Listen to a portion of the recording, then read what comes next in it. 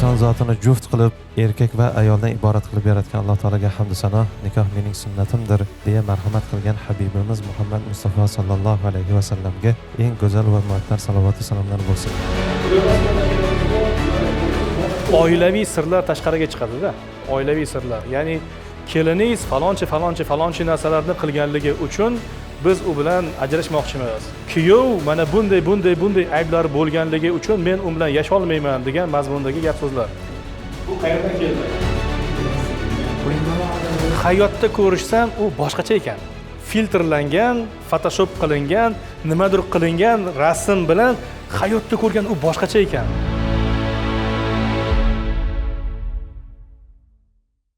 Bismillahirrohmanirrohim. Inson zotini juft qilib, erkak va ayoldan iborat qilib yaratgan Alloh taolaga hamd sano, nikoh mening sunnatimdir deya marhamat qilgan Habibimiz Muhammad Mustafa sallallohu alayhi va sallamga eng go'zal va muattar salovat va salomlar bo'lsin. Assalomu alaykum va rahmatullohi va barakatuh. Aziz mehmonlar, ustozlar, qadrdonlar, aka-uka opa-singillar, xush kelibsiz. Qadamlaringizga hasanat. Bugun kichik davra, lekin kichik bo'lsa-da qalbi keng, samimiy insonlar yig'ilgan. Bugun taqdimoti bo'ladigan ilovani muassisi ko'ngliga yaqin olgan insonlar jam bo'lgan. Barchangizga yana bir bor xush kelibsiz deymiz. Hammamizga ma'lum, oila jamiyatni bir bo'g'ini. Agar mana shu oila tinch, farovon, pokiza bo'ladigan bo'lsa, jamiyat ham xuddi shunday bo'ladi. Aksi bo'ladigan bo'lsa, bu yo'q hammamizga ma'lum. Demak, mana shu oilani tashkil etuvchi ikki shaxs, munosib kelin va munosib kuyov agar baxtli oila qasrini qura oladigan bo'lsa, oila farovon bo'ladi. Lekin hozirgi kunda bu qasrni qurish, uni mustahkam ushlab turish o'zi bo'lmay qoldi. Chunki munosib kelin va munosib kuyovni topishni o'zi hozirgacha katta bir masalaga aylanib turibdi. Mana shu masalaga yechim bo'lsin uchun munosib kelin, munosib kuyov topilsin va oila deb atalmish qo'rg'on mustahkam bo'lsin degan mana shu maqsadni oldiga qo'yib, shu masalaga yechim sifatida bizni ham ko'magimiz tegsin, hissamiz qo'shilsin degan maqsadda nikoh ilovasi demak taqdim etildi, yaratildi. Mana shu ilovani bugun kichik davrada yaqinlar bilan birgalikda taqdimotini o'tkazish uchun yig'ilib turibmiz. Tabiiyki, bu loyiha Xudo xohlasa jamiyatimizga munosib kirib borib, munosib o'rin topadi va Xudo xohlasa baxtiyor oilalar ko'payadi degan umidda turibmiz. Ilovani asoschisi ustozimiz, qadrdonimiz, akamiz Shavkat Hasan janoblari bugun asosiy gapiruvchi bo'ladilar. Xudo xohlasa mana shu loyihani o'zlari tanishtirib beradilar, birgalikda eshitamiz. O'rni kelganda savollar bo'ladigan bo'lsa, belgilab qo'ying. Xudo xohlasa ora-orada savol qilib, demak, davrani qizitib turishimiz ham mumkin bo'ladi.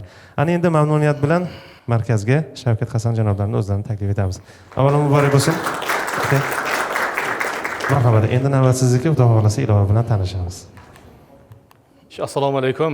Sizlarni ko'rganimizdan juda ham xursandmiz. Taklifimizga labbay deb shanba dam olish kuniga bo'lishiga qaramasdan kelganinglardan rosa xursandman rostdan. Tor doira. Biz ommani hammani chaqirib qila olmasdik.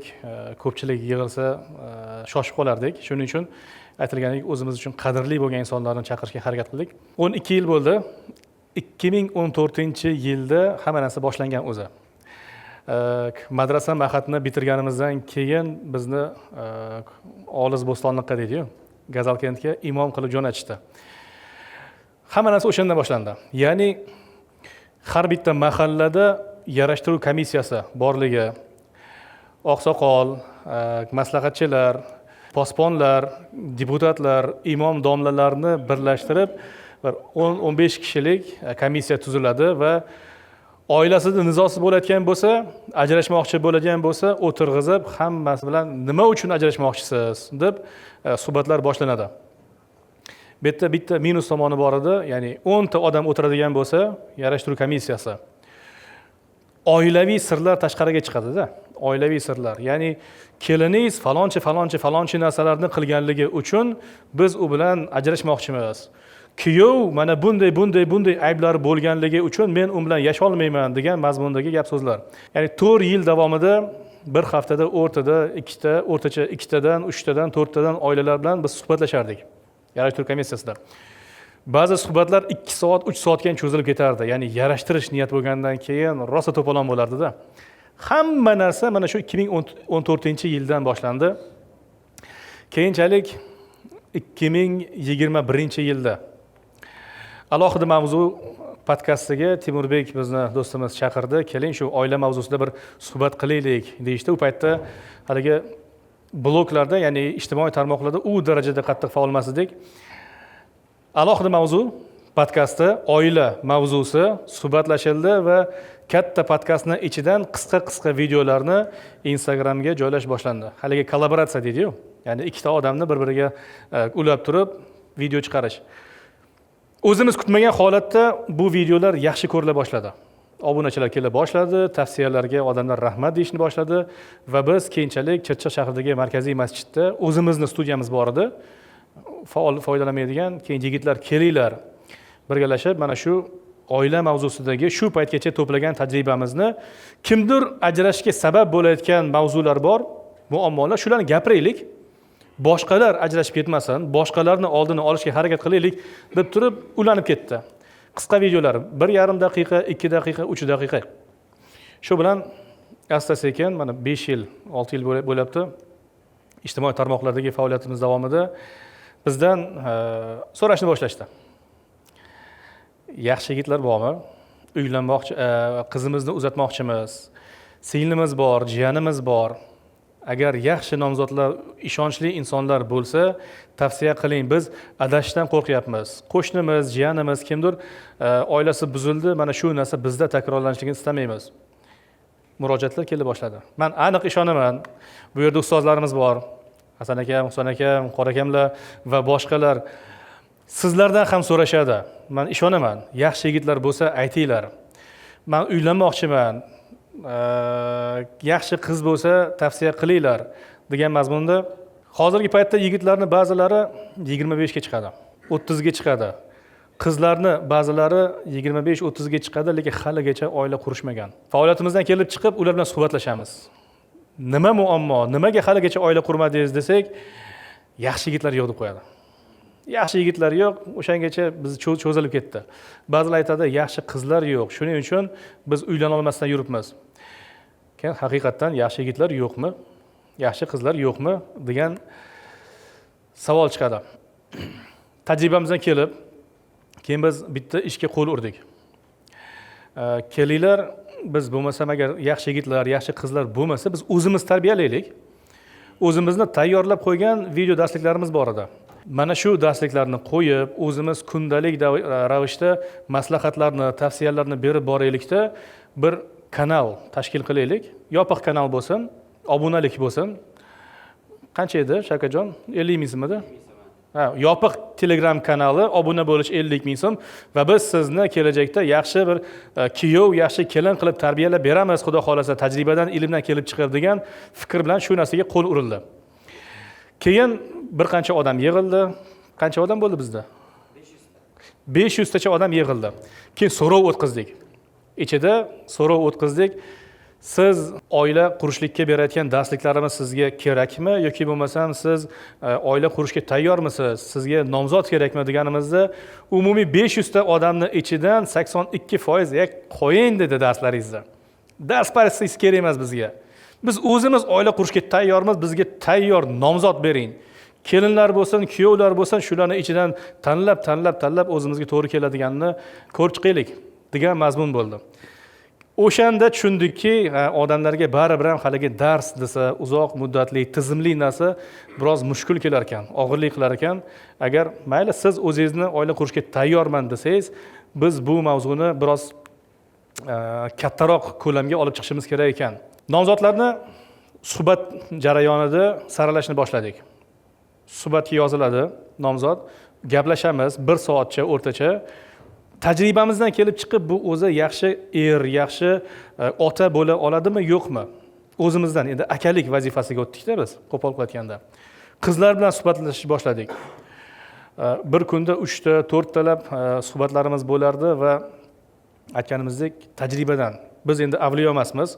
U haqiqatan zo'r deb turib kafolat bera olmaymiz, lekin bizni suhbatimizdan keyin mana shu yaxshi inson degan qaror kelganimizdan keyin ularni tavsiya qilib kanalga chiqarishni boshladik va bitta buxorolik yigit bilan gaplashdik. Suhbatim rosa zo'r bo'lar ekan. Haqiqatan havas qildim. Keyin uni Instagramga bitta reels qilib joylashtirdim. Buxorodan kuyovlikka nomzodimiz bor. mana bunaqa ma'lumotlari ingliz tili o'rgangan, Buxoroda gidlik qiladi. Mehmonlarni kutib oladi. Tirikchiligi shuni orqasidan. 20 mingta like, salkam 30 mingta odam uni ulashgan bir-biriga. Qaranglar, mana bu yerda buxorolik bir yigit bor ekan, nomzod sifatida chiqyapti. 3,5 mingta izoh va direktdan, ya'ni shaxsiydan 500 ga yaqin, balkim undan ko'proq murojaat kelib tushdi. Shu yigitni kontaktini bizga bering, iltimos. Qizimiz bor, singlimiz bor, shu yigit siz tavsiya qilgan bo'lsangiz, biz berishga tayyormiz degan murojaat. Hayron qoldik. Nimalar bo'lyapti o'zi bu yerda? Demak, biz o'ylagandan ko'ra biroz kattaroq ekanda muammo degan xulosa kelindi va katta muammolar osh ustida hal bo'ladi degandek. Bizni noyabr oylarida taxminan Irfon studiyasiga chaqirishdi, mehmon qilib. Irfon studiyasini ochilishi, networkingni men shu joyda rostdan foydasini tan olaman. M-Factorda biz juda ham ko'p insonlar bilan tanishganmiz va har doim aytaman, networkingdan foydalaning. Siz darsga borganingizda balkim siz uchun asosiy muammolar hal bo'lmas, lekin siz odamlar bilan tanishasiz va katta muammolarni yechimini birgalashib jamoa bo'lib turib hal qilasiz. Osh ustida birlashdik, mehmondorchilik, bir 15 ta 20 tacha odam. Uni ichida Muhammad Halil degan do'stimiz, anchadan beri taniymiz, garaj loyihasi, ya'ni startaplarni qo'llab-quvvatlaydigan loyiha. Birinchi marta startap degan so'zni ana shu joyda tushundim men.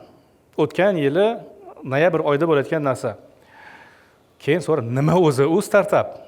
Temurbek va boshqalar unicorn, startup, kimlar ketyapti, nimalar ketyapti, qanaqangi bozor qaynayapti degan so'zlar men uchun juda haligi notanish bo'lgandan keyin nima o'zi u? Men tushuntirib beringlar.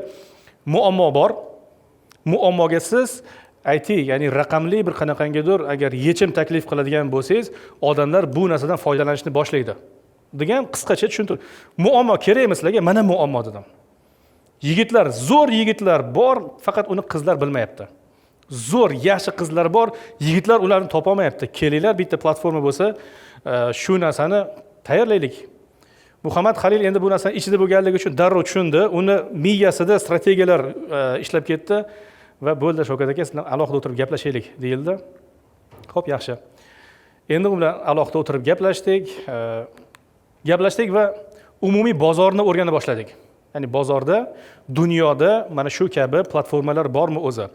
Insonlarni bir-biriga biz haligi jiddiy bo'lmagan narsalar haqida emas, shunchaki tanishuv saytlari, bekor vaqtga o'tkazib, ko'ngil xushlik qilib, aysh-ishrat qiladigan narsalarni emas, aynan oila qurishda jiddiy maqsad niyatlar bilan harakat qilayotgan insonlarga yordam beradigan platforma bormi, yo'qmi?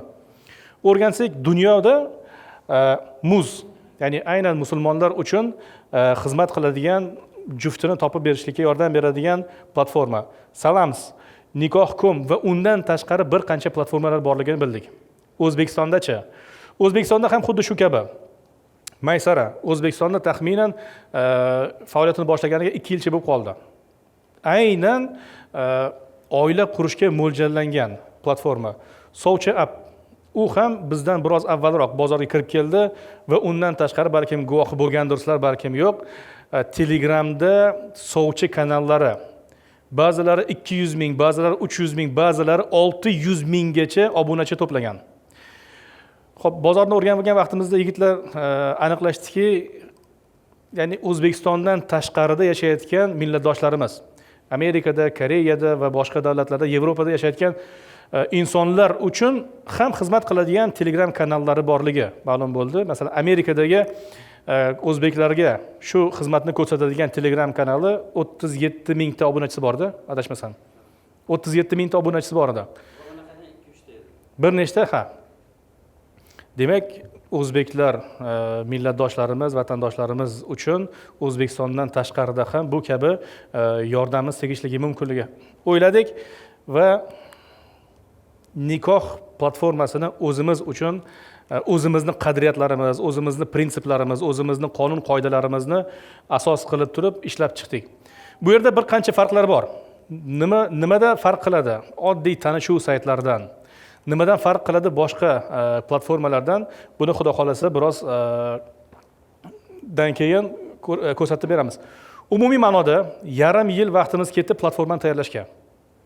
O'rgandik, nima qilsak to'g'ri bo'ladi, nima yaxshi bo'ladi. Hozirgacha 130 mingdan ortiq odam ro'yxatdan o'tib bo'ldi va kunlik o'rtacha 1000 ta, 1,5 mingta odam ro'yxatdan o'tib borishyapti doimiy ravishda.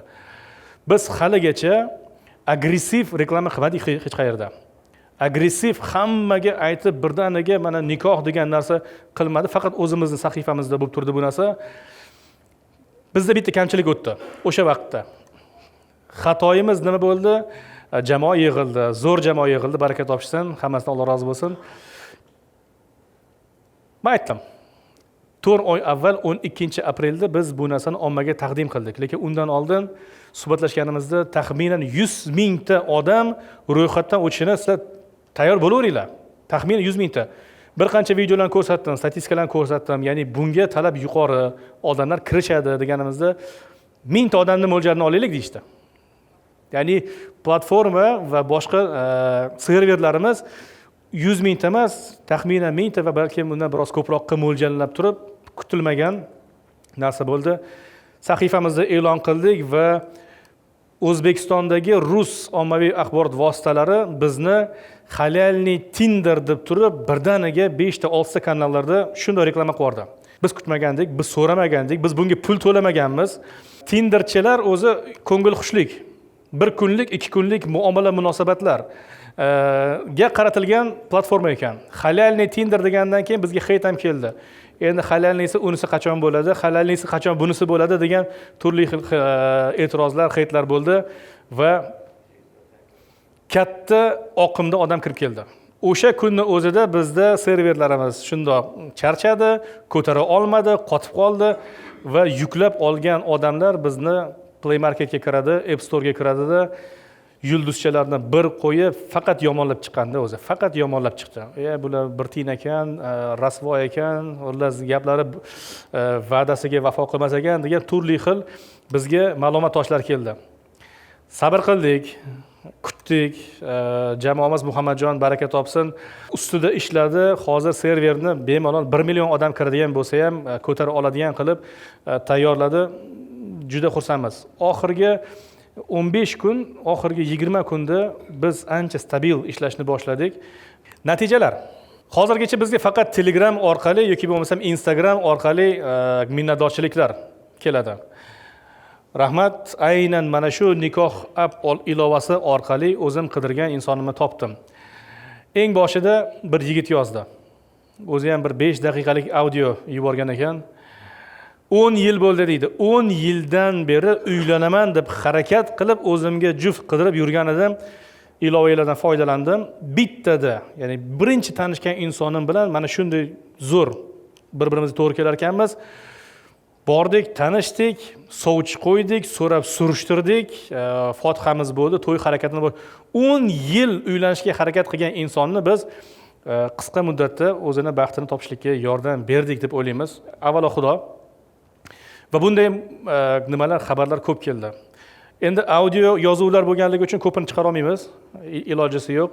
2 yil, 3 yil uylana olmasdan yurgan ukalarimiz, ba'zi opa-singillarimiz xuddi shu kabi minnatdorchiliklarni bildirganda bizda motivatsiya ham oshib ketaverdi, bolalar, jamoa xursand bo'lib ketaverdi. Juda ham xursandmiz hozir. Hozirgacha bizni taxminlarimizga ko'ra 100 tadan sal kamroq 100 dan sal kamroq insonlar aynan mana shu ilova orqali oila qurib bo'lishdi. Biz bilganlarimiz, ammo bilmaganlarimiz ham juda ham ko'p ekanda, bilmaganlarimiz. Yaqinda Minor masjidining oldida do'stlarimiz bilan suhbatlashib tursak, yigit bilan qiz o'tib ketyapti. E'tibor qilmadik. Ketgandan keyin orqaga qayrilib, o'girib qaytib keldi. Shavkat aka dedi: "Assalomu alaykum, yaxshimisiz?" Nikoh ilovasi orqali mana shu o'tib ketgan qiz bilan men topishdim. Xudoga shukr. Men baxtim, o'zim xohlagandek insonimni topdim. Biz unashtirildik, to'y qildik. Rahmat sizga. Bu hayotda bo'lgan narsa bo'ldi-da. Haligan odzivni offline ko'rincha. Xorazmdan bitta yigit yozdi yaqinda. Ustoz deydi, aynan o'zim orzu qilgan qizni shu ilovadan topdim. Meni bir qancha xayolimdagi, tasavvurimdagi bir idealim bor edi o'zimniki. murattab qoriya bo'lsin, falondaqa bo'lsin, bu bo'lsin, bu bo'lsin, bu bo'lsin degan o'zini xayolidagi talablari bo'lgan, topgan va alohida minnatdorchilik bilan rahmat, baraka topinglar, qilgan ishinglardan Alloh rozi bo'lsin, biz juda ham xursandmiz va to'yga chaqirishdi. Xorazmga xudo xolisa u yerda ham kuzda nasib qilgan bo'lsa jamoa bilan birga boramiz. U yerdan alohida kontent qilamiz. Umumiy olganda shunaqa. Ammo shu bilan birgalikda bizga e'tirozlar kela boshladi. Nikoh ilovasidan foydalanish bepul. Bepul. Endi bu qiziq joyga keldi-da. Hozirgacha 100 mingdan ortiq odam ro'yxatdan o'tib foydalangan bo'lsa, bemalol anketasini ocha oladi. O'zi haqidagi ma'lumotlarni to'ldiradi. Kimdir unga so'rov yuboradigan bo'lsa, so'rovni qabul qiladi, u bilan suhbatlashadi va hozirgi paytda bizda bir qancha qulayliklar bor. Hammasidan foydalanishlik mumkin. Siz erkak kishisiz yoki bo'lmasam ayol kishi, qizlar ham birinchi qadam bosadigan bo'lsa, bu Xadicha onamizdan qolgan meros bizga. Sizga to'g'ri kelgan, sizga mos bo'lgan sun'iy intellekt sizni talablaringizni o'rganib chiqqandan keyin, sizni hayotingizni o'rganib chiqqandan keyin, og'ayni, mana shu qiz seni talablaringga 80%, 85%, 90% javob berar ekan, bir gaplashib ko'rmaysizmi deb turib tavsiya qiladi sun'iy intellekt. Endi sizga tavsiya qilingan, sizga yoqqan nomzod bilan bevosita birinchi bo'lib turib qadam bosib, assalomu alaykum, men falonchiman, sizni tavsiya qildi, siz bilan yaqinroq tanishaylik, agar bir-birimizga to'g'ri kelsak, oila quraylik. Bu birinchi masala, ya'ni qadam bosish uchun insondan $10 obuna talab qiladi. Nima uchun pullik? Undan tashqari, biz insonlarni jiddiy niyatdami yoki bo'lmasam shunchaki ko'ngil uchun, bekorchi vaqt o'tkazish uchun kiryaptimi? Ma'lum bir darajada saralash, filtrlashligimiz uchun ham obunani pulli qilganmiz. Agar hozir yigitlarimiz masalan 18, 19, 20 yoshli bolalar bu narsani Tinder deb xayol qilib, vaqtini shu yerda bekorchi narsalarga o'tkazaman deydigan bo'lsa, u kimnidir vaqtini oladi, o'zini vaqtini oladi. Filtr sifatida biz $10 hozir obuna qo'yib qo'yganmiz. Mana shu ham ularga og'irlik qilyapti. Endi bizda tabiiy savol tug'iladi. Yaqinda Reels Instagramga joylashtirdik. Siz qayerda yashaysiz? Vodiydami, vohadami, poytaxtdami, qayerda yashaysiz va siz yashayotgan hududda to'ylar uchun o'rtacha qancha xarajat qilinadi? To'y qilgan bo'lsangiz, iltimos kommentariyada yozib bering. $10,000, $15,000, $30,000gacha ba'zi joylarda yozildi. Endi biz bilmaymiz, balkim kimdir undan ham ko'proq xarajat qiladi bitta to'y uchun. Endi savol tug'iladi, katta bir to'yning asosiy figurantlari o'zi kim? Kelin va kuyovmi? Endi biz sizga munosib insonni, siz qidirib topa olmayotgan insoningizni tavsiya qilib, do'stim bir ko'ringchi, balkim sizga to'g'ri kelar deb og'iringizni yillar davomida mashaqqat chekayotgan bo'lsangiz, og'iringizni yengillashtirib beradigan bo'lsak-ku, 30 ming, 10 ming dollarning ichida $10 xarajat, bu o'zi arziydimi, arzimaydimi? Bobur aka Ismoilov bor, akamiz hozir kelmabdilar, chaqirgandik. Maysara sovchilik dasturining asoschilari. Ular bilan suhbatlashganimizda ular aytdilarki, men offline bozorni ham o'rganib chiqqanman dedi. Offline bozorda ham sovchilik xizmati bor va vodiy tomonlarda bitta masalan nomzodni ko'rsatish, masalan 200 mingdan 500 ming atrofida bo'lishligi mumkin. Toshkent poytaxt miqyosida $4,000 gacha borar ekan. Bitta nomzod. Mana shu qizimiz bor, agar sizga to'g'ri keladigan bo'lsa va guli-guliga to'g'ri kelib oila quriladigan bo'lsa, yigitlar $4,000 gacha to'lashlikka tayyor ekanda. Endi uni niyati jiddiy, haqiqatan qiynalgan, og'ir yengil qilgan bo'lsa, balkim omadini bersin. Endi bu mana shu narsani ichida umumiy bozor qiymati ekanda. Ammo bizda unaqa emas. Sovchi Telegram kanallarida e'lon joylashtirish 50 ming so'mdan boshlanadi. Joylashtirilgan nomzodni, bitta dona nomzodni profilining anketasini olish, kontaktini 200 ming so'm, 500 ming so'm, $100 gacha boradi.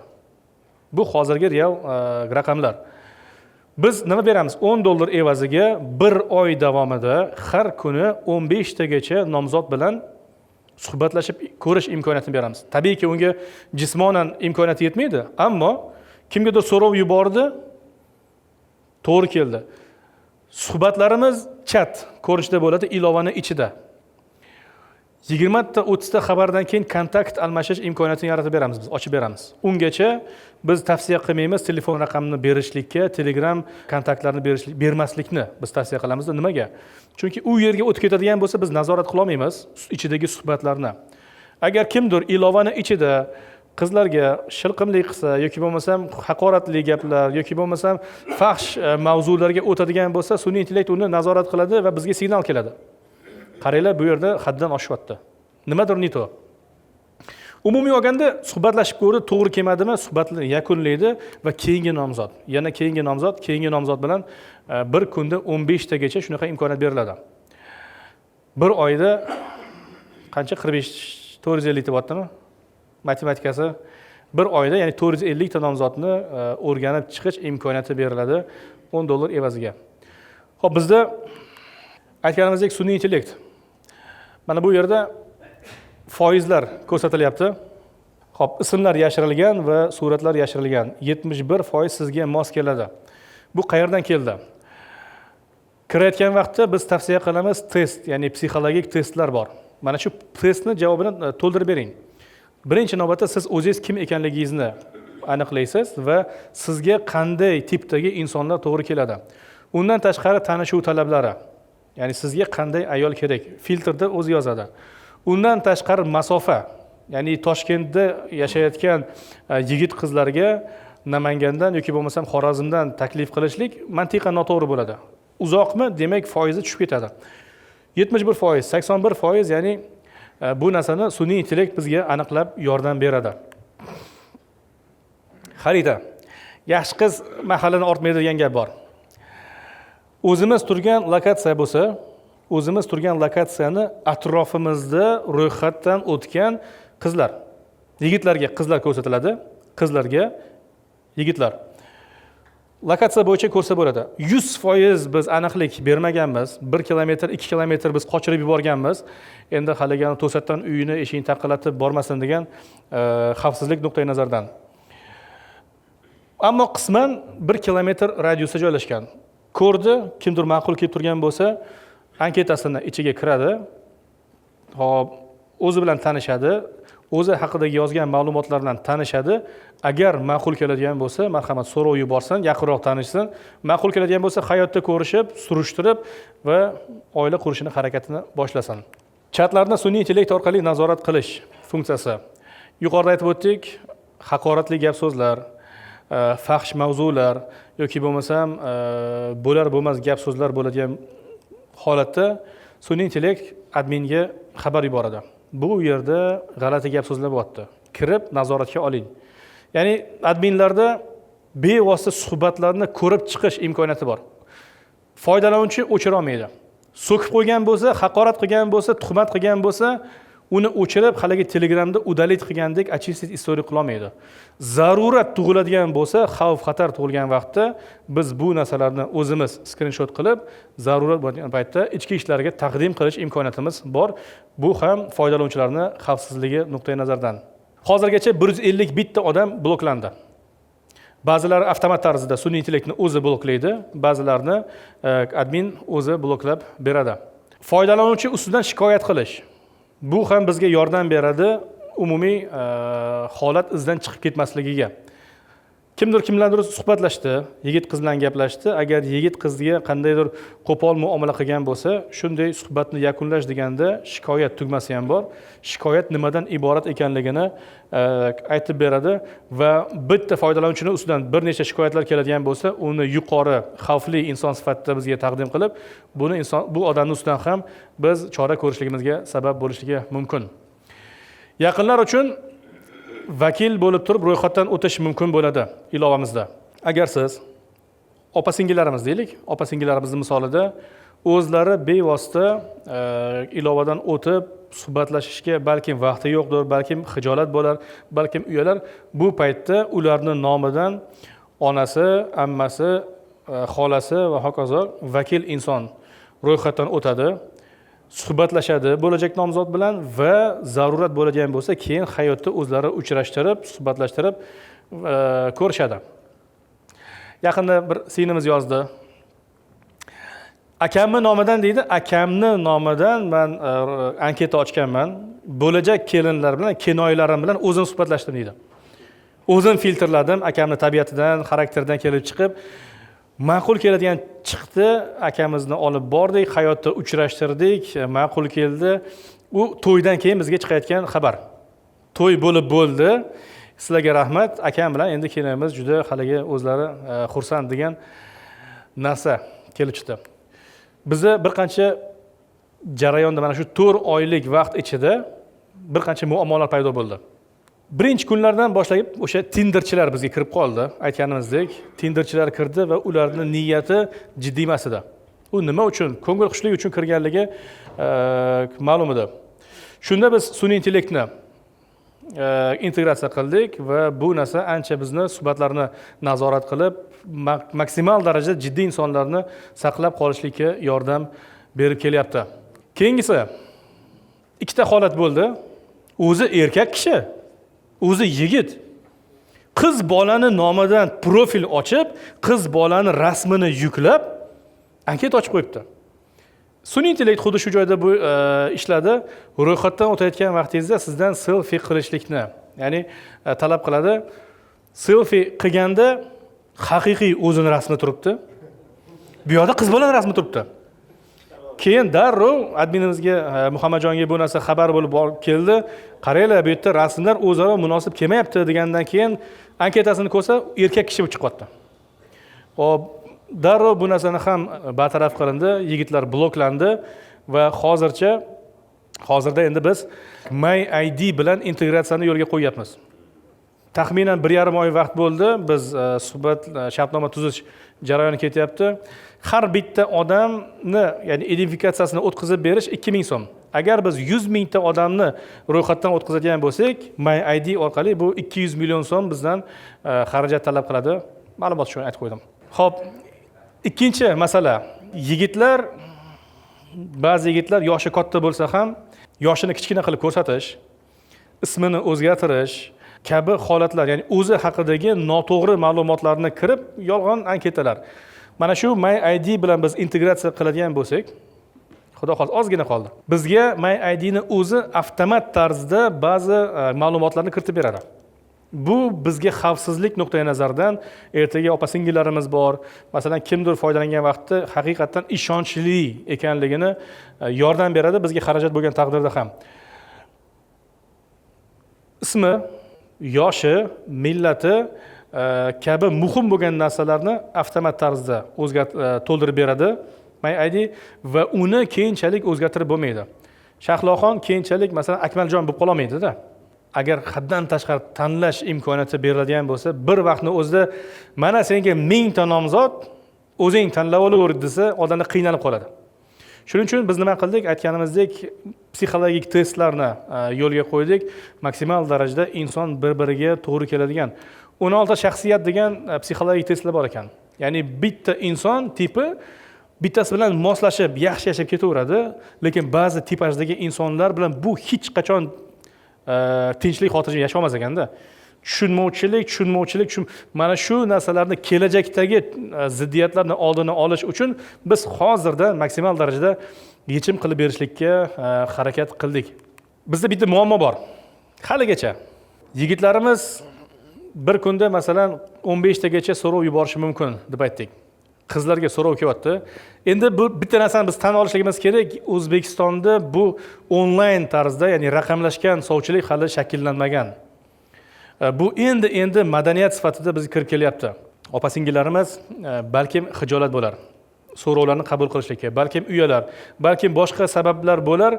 Ya'ni so'rov yuborilgan so'rovlar qabul qilinmayapti-da. Men borligimni o'zi kimdir biladimi? Bu ilovada men borman, shu ro'yxatda o'tganman. 100 mingta odamning ichida men borligim haliganu katta somonning ichida dinani yo'qotib qo'ygandek holatda emasmi? Qayerdan biladi bizni deganda, biz mehmon, ya'ni sizni anketangizni kimlar ko'rib chiqdi? Sizni anketangizni kimlar saqlab qo'ydi? Degan funksiyalarni qo'shib qo'ydik. Shu bilan ancha yigitlarimizni ko'ngli xotirjam bo'ldi. Ha, haliga men yo'q emas ekanman, ya'ni men bor ekanman. Ba'zi odamlar biz bilan qiziqishyapti, kimgadir to'g'ri kelyapman va agar mabodo sizni profilingizni ko'rgan odamda obuna tizimi bo'lmasligi ham ehtimoli bor. Shuning uchun yigitlardan talab qilinadi, obunani xarid qilib, sizni mehmon bo'lib birov ko'rib ketgan bo'lsa ham darrov harakat qilib ko'rishlikni. Bu tavsiya sifatida. Eng nozik joylardan bittasi, opa-singillarimiz bor. Biz video qo'ng'iroqni ilovani ichiga kiritdik. Ma'lumot uchun aytaman, har bir daqiqasi alohida hisob-kitob qilinadi, bizga xarajat. Ilovani ichida, chatni ichida video qo'ng'iroq orqali suhbatdoshni ko'rish mumkin. Bu nimaga kerak? Yigitlarimizdan bir qancha e'tirozlar bo'ldi. Ko'raman, rasmini, ilovadagi rasmini ko'rdim va hayotda ko'rishsam u boshqacha ekan. Filtrlangan, Photoshop qilingan, nimadir qilingan rasm bilan hayotda ko'rgan u boshqacha ekan. Endi chiqib qo'ydim uchrashuvga, taklif qilib qo'ydim bir joyga, Safiyadadir balkim boshqa joydadir o'tirganda endi birdaniga "Yo'q, uzr, siz boshqa ekansiz" deb ketib yormaydi tabiiyki. O'tirib, shirinlik olib beradi, kofe olib beradi, choy olib beradi. O'ziga to'g'ri kelmasa ham buni ko'zi yetib turibdi, ammo xarajat qilishyapti.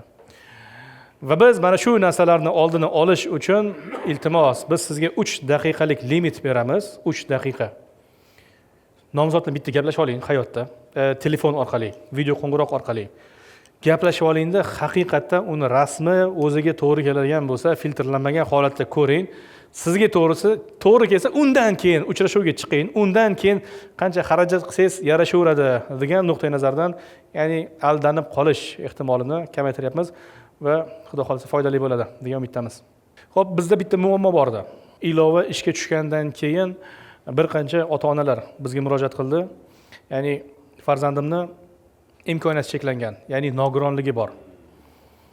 Mana shu ilova orqali masalan o'ziga munosibini topa oladimi degan narsa tushganda biz jamoa bilan o'tirib gaplashdik, suhbatlashdik va ro'yxatdan o'tayotgan vaqtda agar unda Xudo bergan bir qandaydir nuqson bo'lsa, shu bo'yicha, ya'ni menda nogironligi bor degan joy bilan ro'yxatdan o'tadi, qanday nogironligi borligini ko'rsatib beradi va ular uchun mutlaqo bepul foydalanish imkoniyati beriladi.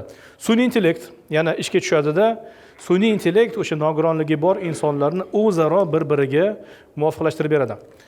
Vaqt yo'qotmasin. Masalan, sog'lom odamlarga so'rov yuborib qo'yadigan bo'lsa, kimdir qabul qilmasa, bu narsa mensimay qo'ysa, yo uzr bizga to'g'ri kelmas ekansiz desa, ko'ngli o'ksimasin. Ya'ni xafa bo'lmasin va 100 ming odamning ichida aynan qaysi biri sog'lom, qaysi biri nimasi bor, nuqsoni bor. Bu narsani ajratishda qiynalmasligi uchun sun'iy intellekt aynan o'zlariga munosib insonlarni topishlikka yordam beradi. Xudo xolasa bu ham biz umid qilamiz. Shunday yigitlarni, shunday qizlarni oila qurishligiga bir sababchi bo'lib qolsak, xursand bo'lamiz.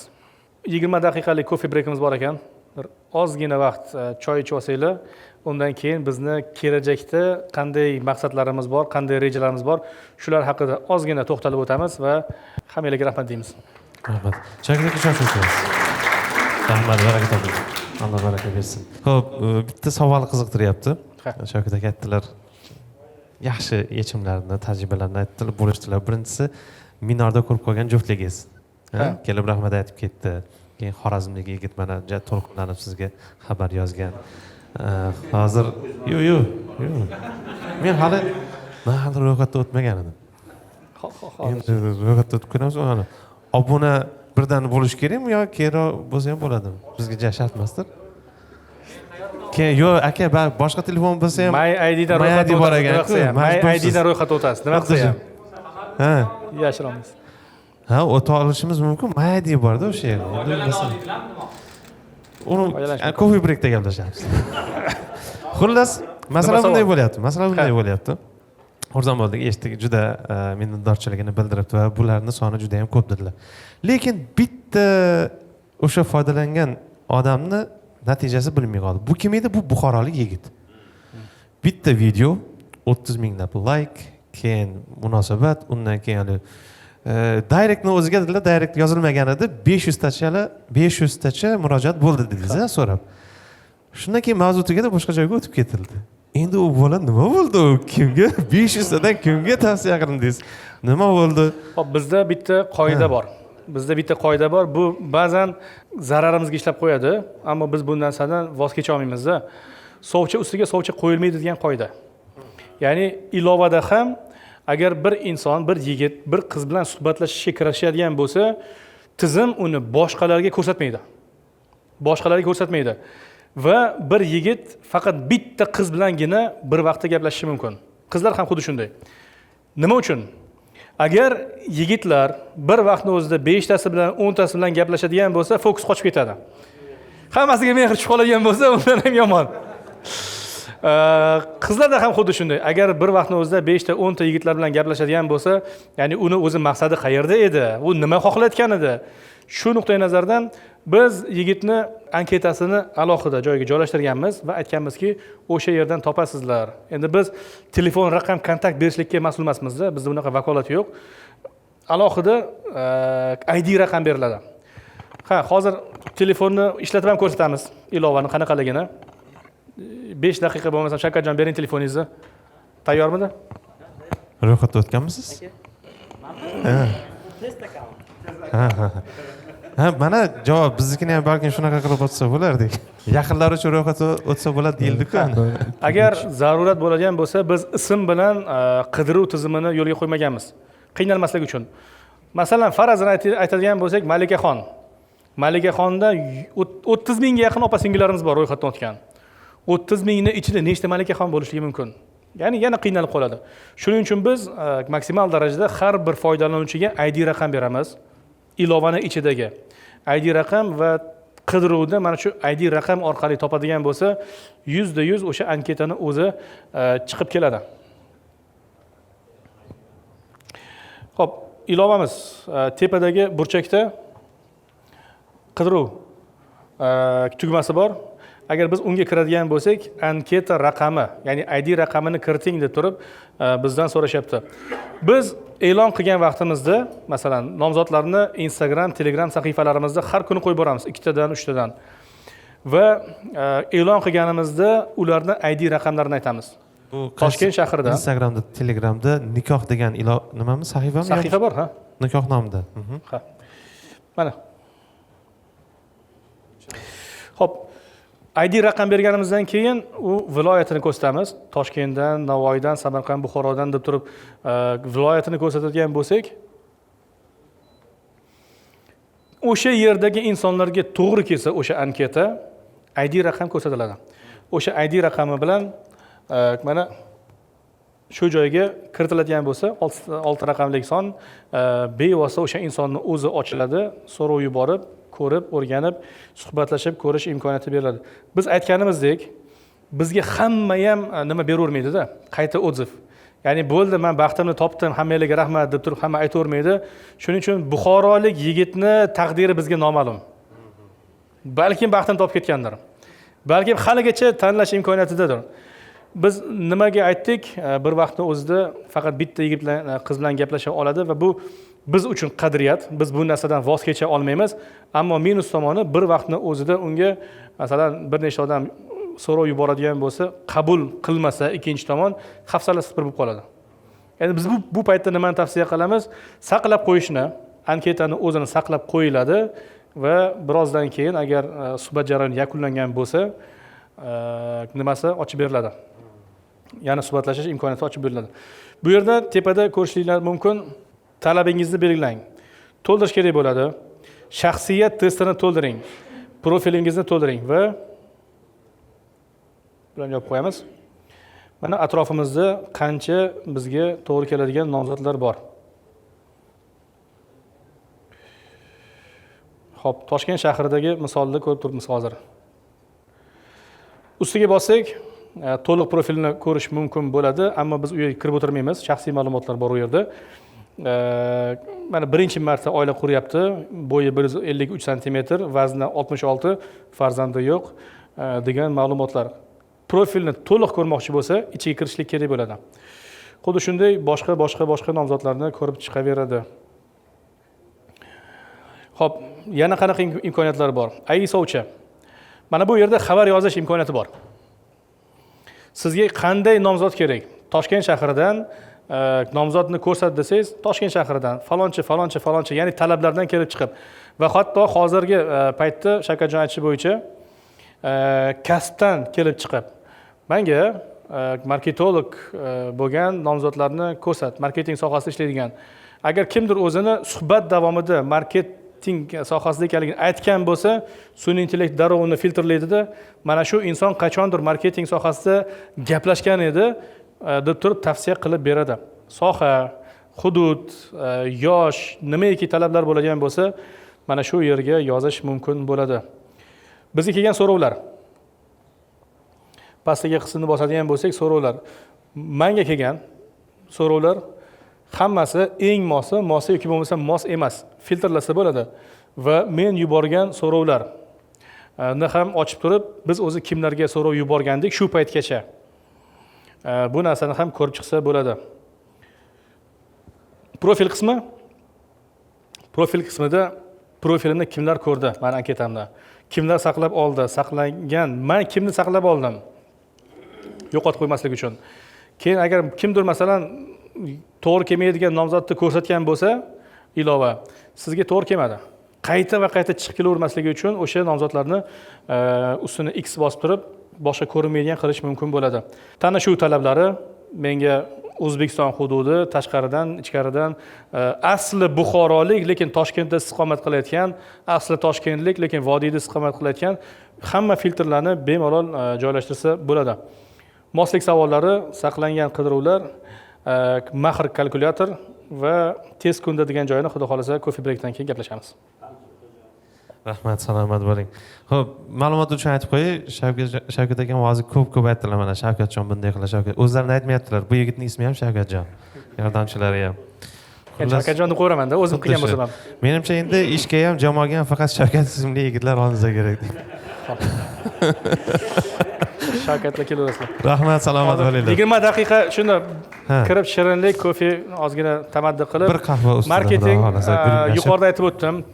Ya'ni bu yerdagi suhbatlar juda ham aslida foydali bo'lishligi mumkin. Hozir tanishib, kelajakda qandaydir narsalarni reja qilish mumkin bo'ladi oshnaxonlar bilan. Hammaga rahmat. Bir finjon qahva ustidagi, bir piyola choy ustidagi suhbatlar juda yaxshi o'tdi. Hali ham davom etyapti. Qolaversa, bu yerda ko'p qadrdonlar balkim 1 yil, balkim 6 oy, balkim undan ko'proq paytdan beri ko'rishmagan, shuning uchun bir-birini sog'inilgan, gapni izi gapga ulanib ko'proq suhbatlashaylik, fursatdan foydalanib qolaylik degan holat bo'lyapti. Shuning uchun suhbatni, ya'ni ozgina muddatga to'xtatib turamiz. Biz taqdimotni davom ettiramiz.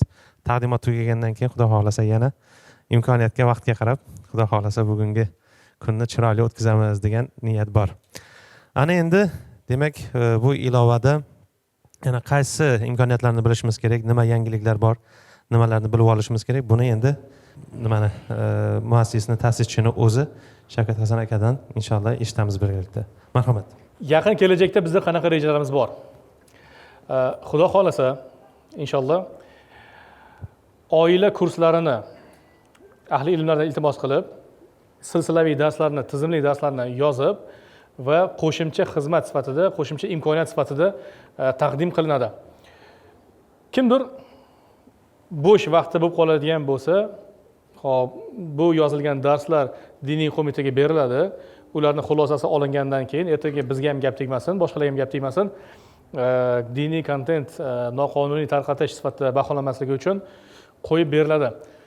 Psixologlar bilan suhbat yo'lga qo'yiladi, xudo xolasa rejamiz bo'yicha alohida ularga joy ochib beramiz.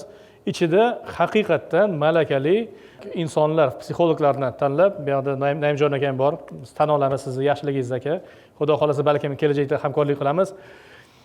Psixologlar uchun chala psixolog emas, haligi 2 oy, 3 oy kursda o'qib o'zidan psixolog yasab olganlarni emas, haqiqiy malakali psixologlarni qo'yib, ba'zan bizda ehtiyoj tug'iladi-da. Ba'zan erkak kishi dardini aytib, muammoga kirib qolganligini va unga yechim qidirgisi kelib qoladi.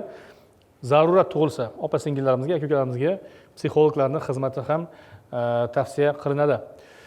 Xo'p, hozirgina suhbatlashdik Ismoil Qorakan bilan. Shuncha narsa qilibsizlar, kelinglar. nikoh o'qish xizmatini ham qo'shib qo'yaylik alohida band sifatida. Bordi Safiyani mana qo'shasizlar, uchrashdi, ko'rishdi, gaplashishdi. Bu yerda Murodjon akam o'zlarini xizmatlarini tavsiya qilyaptilar. Agar sarpo qilish kerak bo'ladigan bo'lsa, mana bizdan foydalanishsin. Ya'ni sarpo degan joyini bosib qo'ysa, misol uchun farazanda, balkim bu narsalarni ham albatta kelishib xizmat sifatida, imkoniyat sifatida taqdim qilishimiz mumkin bo'ladi. Hamma narsalar bo'ldi, sovchiliklar bo'ldi, sarpo so'rovlar yig'ildi. Endi nima qilishlik kerak? Nikoh o'qish kerak bo'lsa, Ismoil qori akam bilan maslahatlashib, bu narsani ham yo'lga qo'yib beramiz. Nomi o'zi nikoh bo'lgandan keyin nikoh o'qish xizmati ham bo'lib qo'yaversin. Agar kimdir qiynalib qoladigan bo'lsa, farazan. Kam xarj to'y qilib beradigan ham bo'lsa, kam xarj to'y bizni rejamizda bor. Mayli bu narsani ham ochib beraveraylik. Xudo xolasa kelajakda imkoniyati cheklangan insonlar uchun qizil daftar, qora daftar, temir daftar degan narsalar bor. Mana shu ro'yxatlarni biz mahallalardan olib, hokimiyatlardan olib, biz o'zimiz ham to'y qilish rejamizda bor. Uylantirish, uylab turmushga uzatish. Bizni qadriyatlarimizda eng yuqori turadigan narsalardan bittasi, masalan bu narsaga bizga oyat hadislardan ham tavsiyalar keladi. Imkoniyati bo'lmagan insonni uylantirib qo'yinglar. Uylaninglar emas, faqat uylaninglar emas. Faqatgina uylaninglar emas. Uylantirib ham qo'yinglar. Imkoniyatinglar bor bo'lsa, kimdir qiynalyaptimi? Va biz o'zimiz agar bu narsaga qo'l uradigan bo'lsak, albatta siz aytganingizdek kam xarj qilib, imkoniyat darajasida o'zimiz ham yordam berishlikka harakat qilamiz. Shavkatjon, nima rejalarimiz bor yana? tavsiya qilingan nomzodlar. Zo'r. Eng haligi bizni aytdik, mana 100 mingdan ortiq hozircha foydalanuvchi bor. Kelajakda million qilish ham rejamizda bor. Millionta odamning ichidan aynan sizga to'g'ri keladiganini qayerdan bilsa bo'ladi yoki bo'lmasa bir qanaqangidir yaxshirog'ini topish imkoniyati. Ustozlarning xizmatidan biz foydalanamiz. Ayni vaqtda bizda hozir nima bor? Agar kimdir ustoz Ikrom Sharif domlani Farog'at qasrida o'qib tugatgan bo'lsa, mana shu Farog'at qasri kursini bitiruvchilari uchun biz alohida boshiga bir toj kiydirib qo'yamizmi? Ya'ni ajralib turadi. 100 mingta odamning ichida bu kishining profillari, anketalari ajralib turadi. Farog'at qasrini bitiruvchisi. Ya'ni bu odam bilan men ishonaman, bu kursni bitirgan yigitlar zo'r er bo'la oladi deb o'ylayman. Bu meni shaxsiy fikrim. Zo'r ota bo'la oladi. Chunki Ikrom Sharifga biz haqiqatan ishonamiz. Ustoz tajribalari va hamma narsa qalbdan chiqadi. Qalbdan chiqqan narsa qalbga yetib boradi. Bu kursni bitiruvchi qizlar, opa-singillarimiz zo'r turmush o'rtoq bo'la oladi degan menda ishonchi bor. Shuning uchun ertaga nomzodlar ro'yxati chiqqan vaqtida biz ularni alohida ajratib ko'rsatib turamiz. Ko'ringlar, mana shu inson bilan oila qurishni biz tavsiya qilamiz. Undan tashqari kelajakda boshqa ustozlar Ismoil qori aka masalan kim bilandir suhbatlashdi, gaplashdilar va Shavkatjon mana shu yaxshi yigit deb turib bizga masalan tavsiya qiladigan bo'lsa, biz o'sha nomzodning anketasini alohida chiqarib qo'yamiz. Temurbek Najot ta'limda 400 ga yaqin umumiy qo'l ostida odam bor. 400 ga yaqin yigitlar bor, qizlar bor, oila qurgan, oila qurmaganlar bor. Shavkat aka mana shu zo'r yigit deb aytadigan bo'lsa, biz ularni Temurbek Adhamov tavsiya qiladigan nomzod sifatida olib chiqamiz. Ya'ni odamlar qiynalmasin. Xudo xolasa shu va shu kabi masalan nomzodlarni alohida saralab olish imkoniyatini biz qilib bermoqchimiz. Rasmlar maksimal darajada biz blur qilganmiz, ya'ni xiralashtirganmiz. Baribir hozircha bizning opa-singillarimizda va ba'zi aka-ukalarimizda ham xijolatchilik bor. Ya'ni birov bilib qolmasin, tanib qolmasin degan maqsadda blur qilingan. Mana shu yerdagi anketalarga biz bir toj kiydirib qo'yamizmi? Farazan. Ya'ni ajralib turadigan qilib beramiz. Xo'p, anketalarni qanday tartibda ko'rish mumkin? Istasangiz mana bunday. Xo'p, yoki bo'lmasam alohida bittalab ham ko'rish imkoniyati bo'ladi. Ko'rdingiz, qayerdan, qayerda yashaydi, asli qayerlik va bakalavr birinchi marta oila quryapti. Zarurat bo'lsa profilini batafsil ko'rish, to'liq ko'rish tugmasini bosamiz. U yerda ma'lumotlar bor, biz hozir ochib o'tirmaymiz. Keyingilar kim? Keyingilar kim? Ya'ni biz mana shu imkoniyatni taqdim qilamiz xudo xolasa. Aytganimizdek, agar 100 ta odamning ichidan alohida ajralib turadigan, tavsiya qilinadigan nomzodlar bo'lmasa, biz o'zimiz biroz tanlashda qiynalib qolamiz, xudo xolasa. Qiynalmaslik uchun. Xo'p, yana qanaqa rejalarimiz bor, Shavkatjon? Asosan shular. Xo'p, bizda ayni vaqtda Amerikadan ro'yxatdan o'tgan nomzodlarimiz bor.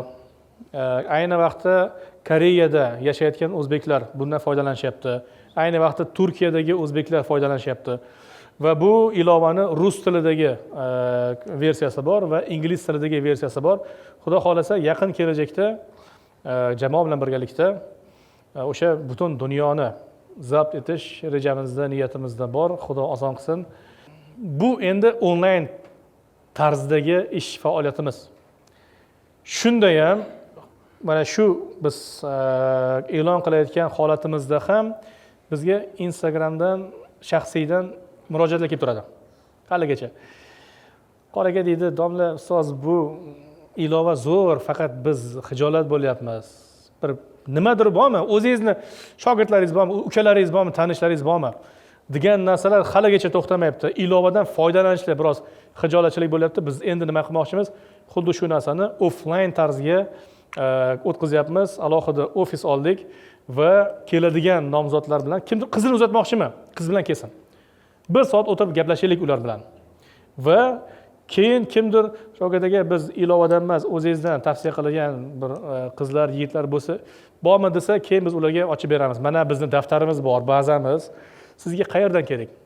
Toshkent shahar Mirzo-Ulug'bekdan kerakmi? Necha yosh bo'lsin? Endi Xudoga shukr bizdagi daftar ancha kompyuter bo'ladi, baza bo'ladi. Yoshini, hududini, millatini, hamma narsani biz o'zimiz filtrlab berganimizdan keyin chiqqan nomzodlarni tavsiya qilamiz, ko'rsatamiz. Ma'qul bo'ladigan bo'lsa, endi bu alohida VIP xizmatda endi bu narsani.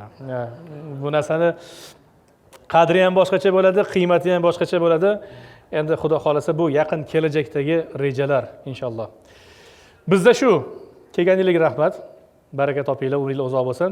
Agar qanaqadir savollar bo'lsa, javob berishlikka harakat qilamiz. Mikrofonni berib turasizlar savollarga. Alohida xos savollar bo'ladigan bo'lsa ham alohida keyin gaplashaveramiz. Nima so'rashinglarni bilaman. Assalomu alaykum Shavkat aka. Va alaykum assalom. Avvalambor Alloh xayrli qilsin aka. Rahmat. Juda ham. Men dasturga hali kirib ko'rmadim. Bitta savol qiziqtiryapti meni. Ota-onasi qayerda ishlaydi degan joyi bormi? Chunki haligi ota-ona ham juda muhim. To'g'ri, endi yetim o'sgan oila bo'lishi mumkin, boshqa qilgan bo'lishi mumkin, ammo ota-onasini qadriyati, qanday oilada katta bo'lganligi, bu qiz tomoni uchun ham juda qiziq, yigitni qanday muhitda katta bo'lganligi va erkak uchun ham qizni qaysi muhitda katta bo'lgani juda ham qiziq. Shu narsa bormi? Bor bo'lmasa agar qo'shish imkoniyati bormi? Keyin yana bir savol so'ramoqchi edim. Suhbatlashish jarayonida bo'lishi mumkin u odamni odobsizligi. Ya'ni suhbatlashib bo'ldida, suhbatlashib bo'lgandan keyin baholash xizmati ham bormi? Misol uchun 5 yulduzlik, 1 yulduzlik, menga bu odamni muomalasi yoqmadi, menga bu odam deyiladigan bo'lsa, o'sha darajasi, balli tushib ketish evaziga blokka tiqib qo'yishlik narsalari ham bormi? Agar bor bo'lmasa, shuni so'rash niyatim bor edi. Xo'p, zo'r. Shavkatjon e'tiborga olib qo'yinglar. Nimani baholash. Bizni xayolimizdagi yo'q narsalar mana shu kabi suhbatlar orqali albatta asta-sekin takomillashib boraveradi. Xo'p, birinchi masala, ya'ni ota-onasi kim, nima ish qiladi, asl nasabi qayerdan keldi? O'zi hozir ham bizni ilovani o'ta murakkablashtirib yuborganlik haqida aytishadi.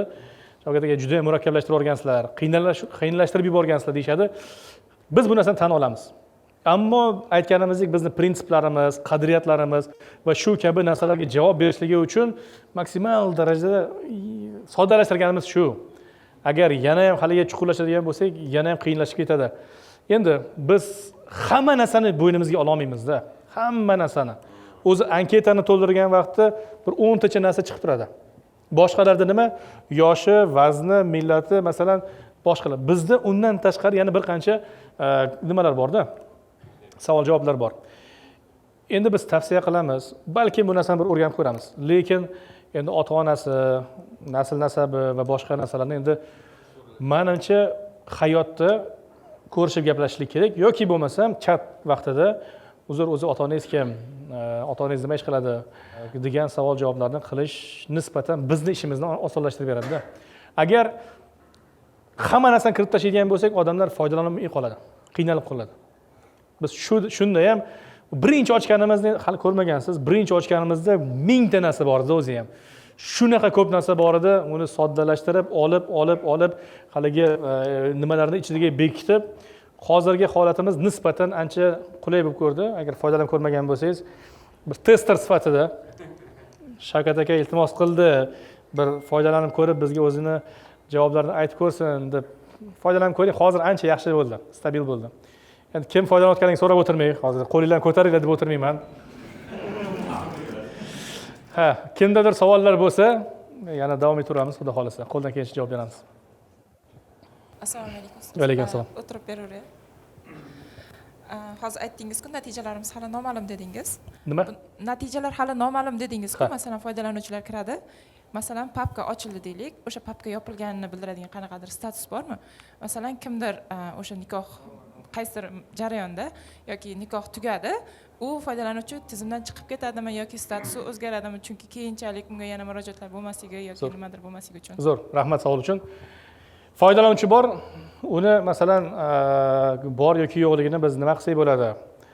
Agar hozir masalan biz aytyapmiz 130 mingga yaqin umumiy odam ro'yxatdan o'tgan bo'lsa, bizda kunlik o'rtacha aktiv 20 mingtacha taxminan. 2 kun oldin kimdir kirgan bo'lishligi mumkin, kimdir 3 kun oldin kirgan bo'lishligi mumkin va biz so'rovlar javobsiz qolmasligi uchun bu narsani keyinchalik muammoga yechim sifatida amalga oshirdik. Agar bir foydalanuvchi 3 kun davomida kirmaydigan bo'lsa, 4-kun u boshqalarga ko'rsatilmaydi. Bo'ldi. U ro'yxatda ham chiqmaydi, u xaritada ham chiqmaydi. Kirmasligi nima uchun bo'lishligi mumkin? Balki u oila qurib bo'lgandir, ehtimol. Balki boshqa bir sabablar bo'lishligi mumkin, lekin boshqalarni chalg'itib, fokusini olib yoki bo'lmasam unga so'rov yuborganda meni mensimadi, meni savolimni, so'rovimni qabul qilmadi deb turib, yomon xayollarga bormasligi uchun shunchaki biz uni ko'rsatmay qo'yaveraylik.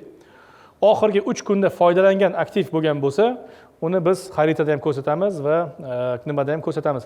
Agar mabodo foydalanuvchi chiqib ketdi mutlaqo, o'zining sahifasini udalit qilib, berkitib, to'xtatib, yakunlab chiqib ketgan bo'lsa, uni baribir ma'lumotlari bizda 1 oygacha saqlanib turadi. Bu xavfsizlik nuqtai nazaridan ham zarur.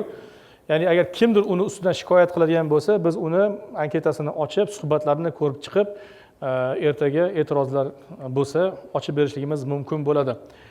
Va ikkinchi masala, agar u hozir, mayli, menga kerak emas ekan deb turib chiqib ketdi. Anketasini o'chirib yubordi. Keyinchalik uni bizni reklamamiz baribir ham ta'sir qildi-da. Shavkat aka baribir ham qo'ymayapti. Yaxshi nomzod chiqib qoldi. Kimdir masalan nomzodini ko'rgandan keyin kirmasam bo'lmas ekan deb turib qaytib kiradigan bo'lsa, 1 oyning ichida u eski anketasini bemalol ocha oladi, qaytadan ro'yxatdan o'tib, o'zi haqidagi ma'lumotlarni kiritishi shart bo'lmaydi. Shuning uchun 1 oy davomida uni anketasi bizda saqlanib turadi, umumiy ma'noda. Assalomu alaykum.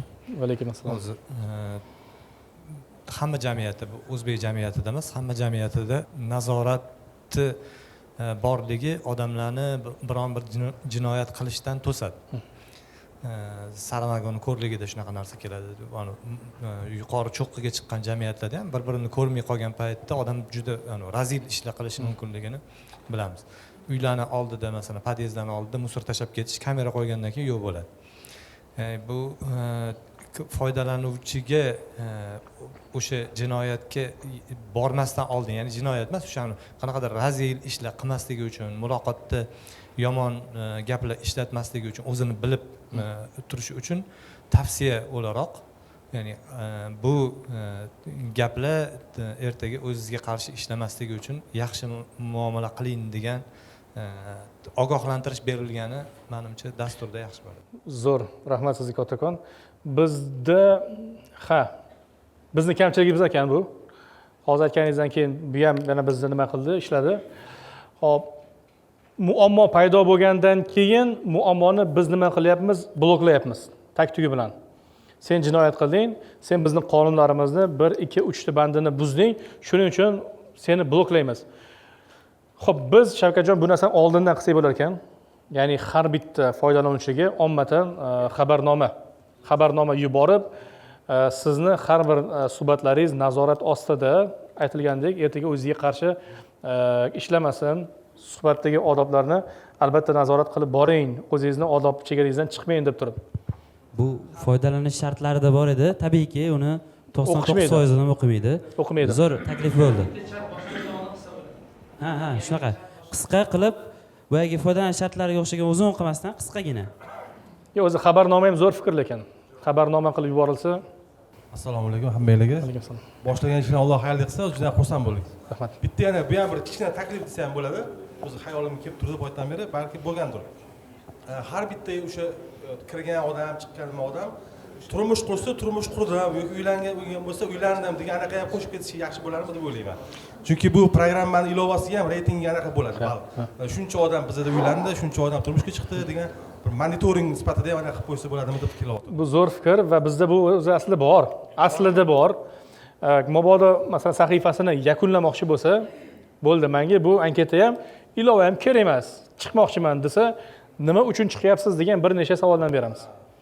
Shu bitta tugmani bosib qo'ysa yozish ham shart emas. Soddalashtirganmizda. Shu bitta bosib qo'ysa bo'ldi.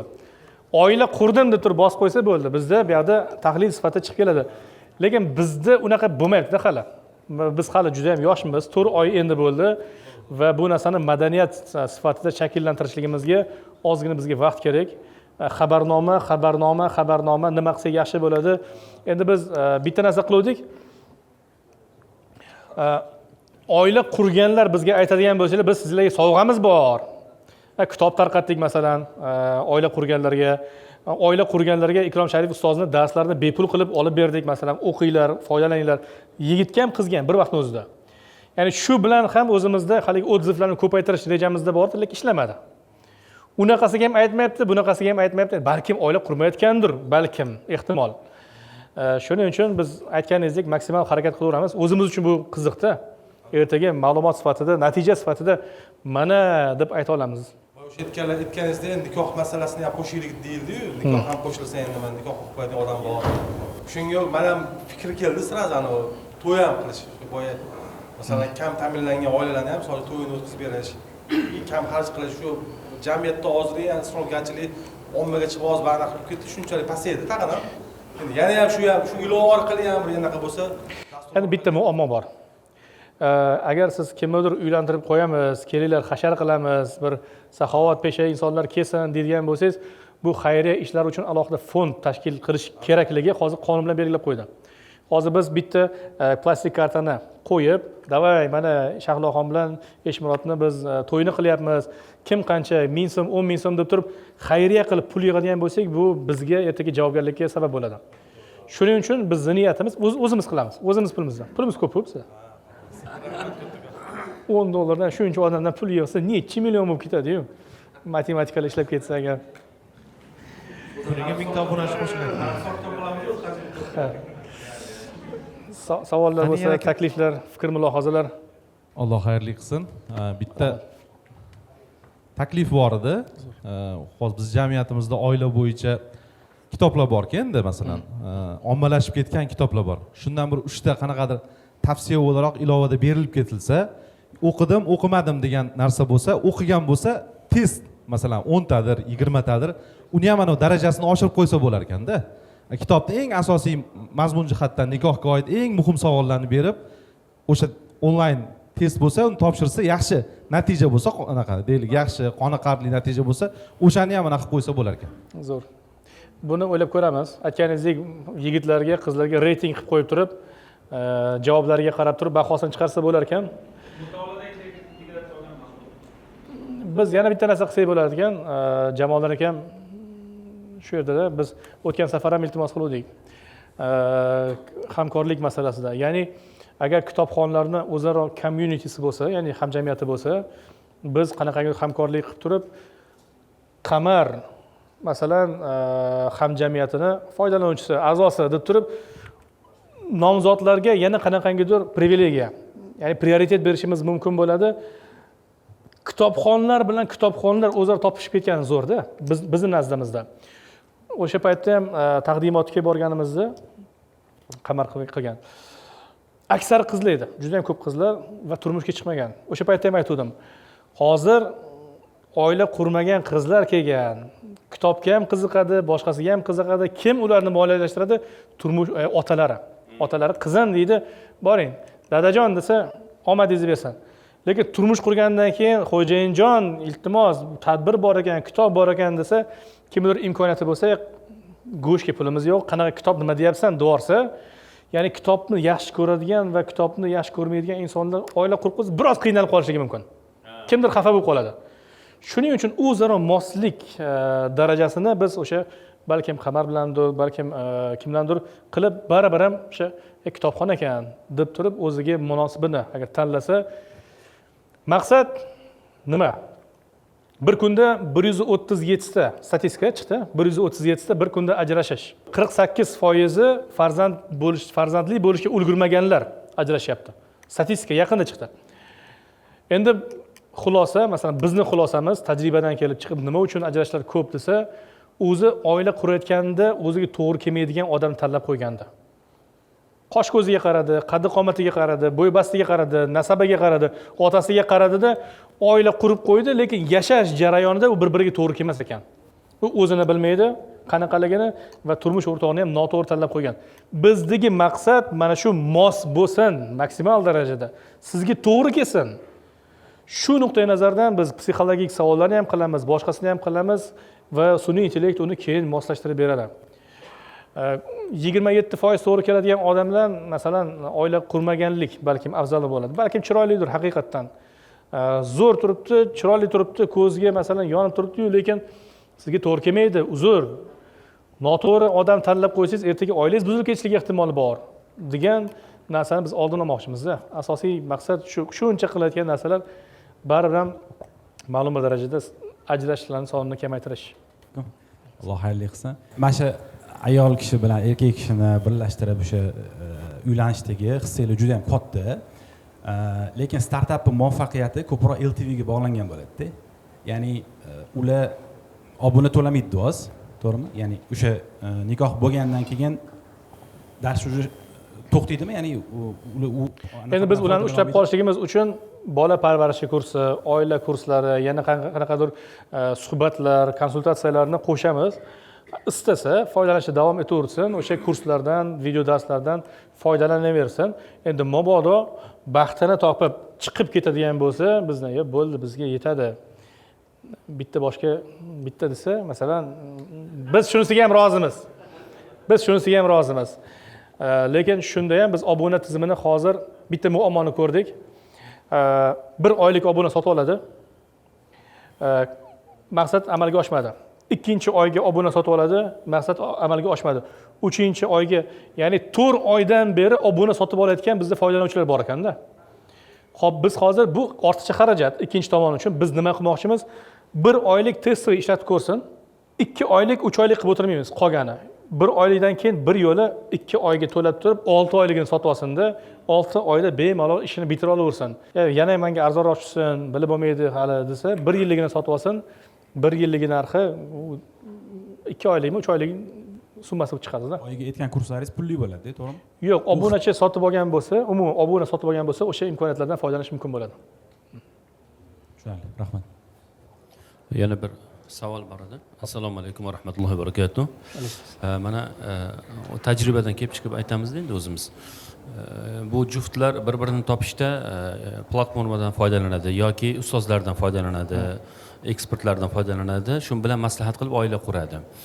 to'y chiroyli o'tadi oila davom etadi ma'lum bir muddat o'tgandan keyin turmushda o'zi issiq sovuq kunlar bo'ladi iloji yo'q hammanikida maslahat berayotgan ekspertnikida ham shunaqa bo'ladi iloji yo'q bu narsani shuni natijasida muammolar mana shu nikoh platformasi orqali baxtli bo'ldi saodatli bo'ldi oradan 20 oy o'tdi masalan muammolar bo'ldi va hokazo shunday shikoyatlar bilan biz shu orqali bo'luvdik degan bir chiqadi iloji yo'q shikoyatlar kelishni boshlaydi shunga bir shulardan himoya vositasi o'laroq bir nima ko'rilganmi demoqchiman endi hozir bu yosh bu 4 oylik bolacha buni parvarish qilishimiz kerak hali buni boshida ko'p ishlar bor yaxshi ota bor mana sizga o'xshagan tarbiya qilamiz atrofda turib lekin buni kelajakda shu odamlar Buxoro nima bo'ldi taqdiri desa biz shu bo'luvdik deb tajribada shuni ko'rdikki siz yaxshi bo'lasiz avvalida oxiriga borganda u umuman boshqa inson bo'lib keladi ular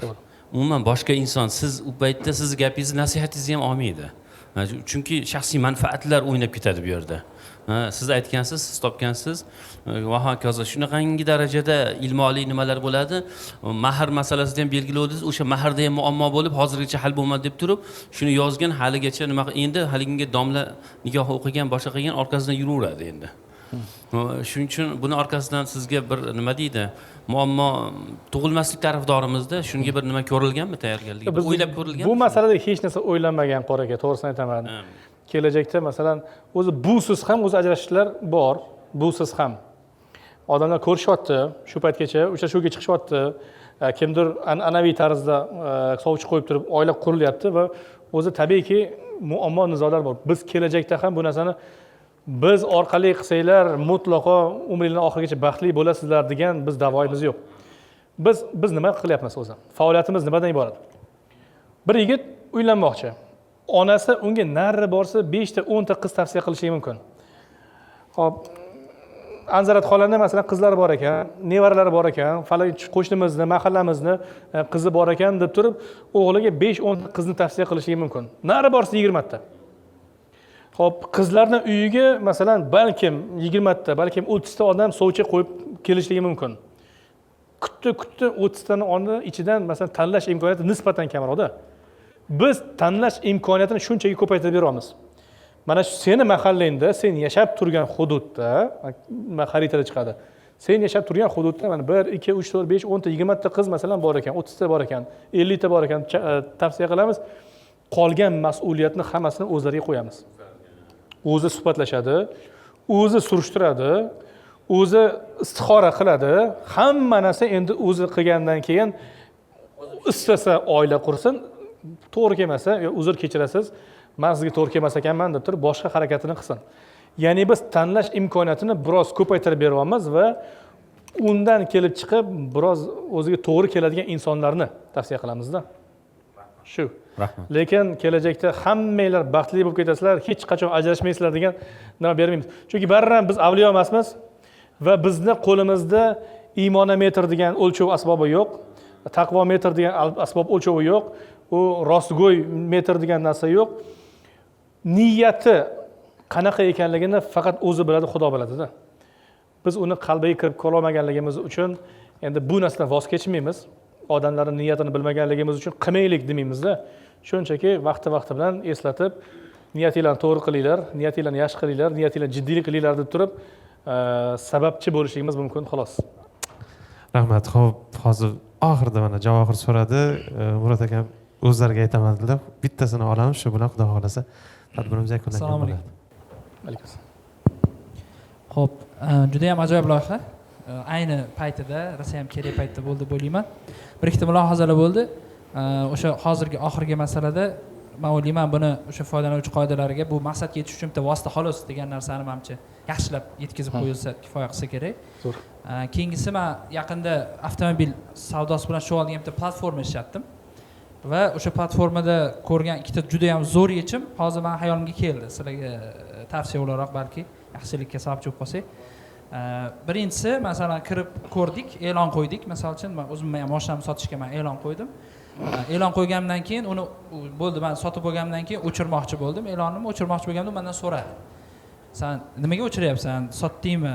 Qayerda sotding? Bizni platformada sotdingmi yo boshqa platformada sotdingmi deganga o'xshash tanlovlar bo'ldi-da. Balki bitta ham o'sha e'lonni o'chirishmi, yopishmi, bir narsa qilishda so'ralar. Turmush qurdingmi? Biz orqali turmush qurdingmi yoki boshqa platforma yoki offline tarzda, misol uchun deganga o'xshash qilinsa, u baribir to'g'ri hamma ham yopmasligi mumkin, lekin kamida bir 50% odam, ayniqsa qizlar yopishi mumkin. Bo'ldi, men juftimni topdim. Menga bu endi aktual emas, kerak emas, chunki ortiqcha anaqani oldini olish uchun. Bu birinchi hayolimga kelgan tavsiya. Ikkinchisi o'sha haligi boyagi bir qiyinchilik bor dedingiz-ku, oxirida biz bilolmayapmiz degan. Shunga ham yana bitta tavsiya, endi ofisda qildik deyapsiz. O'sha platformada ham men ishlatib ko'rganimda, men o'zim mashina qidiradigan bitta platformada 3 kuncha mashina qidirgan bo'lsam, 4-chi kun menga telefon qilishdi. Siz qidiryapsiz ekan, topdingizmi? Bizdan biror yordam kerakmi? Deganga o'xshash call centerdan telefon keldi. Men o'ylayman, mana shu ham juda ham zo'r samara beradigan usul. Deylik, endi u hammaga emas, misol uchun kimdir bir hafta 10 kun davomiy qidirdida, keyin bir hafta jim bo'lib qoldi. Demak, katta ehtimol u yo juftini topgan, yo qarordan qaytgan, nimadir bo'lgan. Call center agar aloqaga chiqsa, misol uchun Ha, chiqib va zo'r. customer service ya'ni after sales deydiyu, ya'ni sotuvdan keyingi xizmat ko'rsatish ma'nosida fikrlarini olib o'sha o'zinglarda agar u "Yo'q, bo'ldi, men kirmayman" desa, o'zi ichkaridan uni statuslarini yangilab, "Bo'ldi, bu juftini topgan" degan ma'noda qilib qo'ysa, manimcha zo'r bo'lsa kerak. Zo'r. Birinchi masalangizni yuqorida aytib o'tdik. Yopadigan vaqtda biz unda so'raymiz. Oilam topdim desa, ketdi. Zo'r. Ikkinchi masala, hozir bir yo'la e'lon berib qo'yaveraylik, xudo xolasa. Bir 15 ta 20 ta odam call centerga olishni reja qilganmiz. Buning uchun alohida joy ham tayyor. Faqatgina biz hozirgacha fokusimiz boshqa tomonda edi. Ilovani yaxshi stabil ishlashligini olib kelishga qaratilgan edi. Oxirgi 10 kun, 2 hafta davomida menimcha ilova ishlatganlar bilishadi. Aytishlar shart emas. Kim ishlatayotganligi umuman stabil bo'lib qoldi. Endi biz ofis olganimiz 1-avgustda bo'ldi. Hali 10 kun bo'lmabdi. Va call center yig'ish masalasi endi ko'rib chiqiladi. Juda ham zarur narsa. Najot ta'limning tajribasidan biz juda ham yaxshi bilamiz. Operatorlar sotuvni katta qismini qilib berishadi va foydali bo'ladi, xudo xolasa. Rejada bor. Rahmat Shavkat aka, salomat bo'ling. Alloh baraka bersin. Qadrdonlar, vaqt ayamasdan kelganinglar uchun rahmat. Taqdimotimiz shu joyda nihoyasiga yetdi. Shavkat akani va jamoani qo'llab-quvvatlab, ilovani o'zingizlar ishlatib, tavsiya qilib, ana shunday yaxshi bir baxtiyor oilalar vujudga kelishiga sababchi bo'lasizlar degan umiddamiz. Yana bir bor xush kelibsiz. Qadamlaringizga hasanat va assalomu alaykum va rahmatulloh. Rahmat. Agar mabodo bitta iltimosim bor, o'zimning shaxsiy iltimosim, bu rejada yo'q edi. Agar mabodo haqiqatdan bu nikoh ilovasi yaxshi ishlanibdi, boshqalarga tavsiya qilishlikka arziydi degan mabodo fikringlar bor bo'lsa, Instagramdami, biron joyda platformada, Telegram, Facebook ulashib qo'ysanglar, biz juda ham xursand bo'lardik. Hammaga rahmat. Yaxshi Rahmat, xush kelibsiz.